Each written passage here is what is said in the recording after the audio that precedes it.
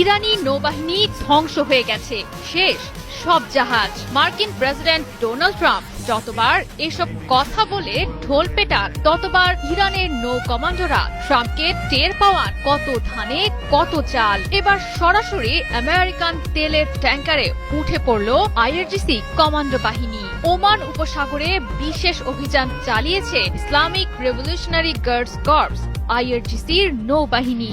আটক করেছে একটি মার্কিন তেলবাহী জাহাজ। আটককৃত জাহাজটির নাম ওশেন কুইক বলে জানিয়েছে ইরানের সংবাদ সংস্থা ফার্স। মেরিন ট্রাফিকের তথ্য অনুযায়ী জাহাজটি নিবন্ধন করা হয়েছে বার্বাডোসে।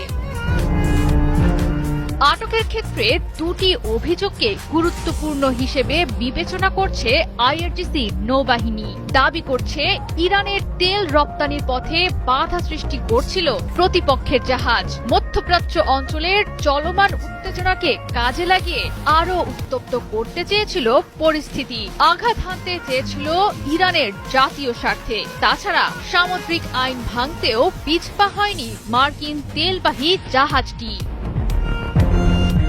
আটকের ঘটনার বিস্তারিত জানাতে গেল শুক্রবার একটি বিবৃতি প্রকাশ করেছে ইরানের সেনাবাহিনী। জানিয়েছে, জব্দ করার পরপরই নৌবাহিনীর কমান্ডো এবং মেরিনরা জাহাজটি নিয়ে যায় ইরানের দক্ষিণ উপকূলে। সেখানেই তারা বিচারিক কর্তৃপক্ষের কাছে জাহাজটি হস্তান্তর করে।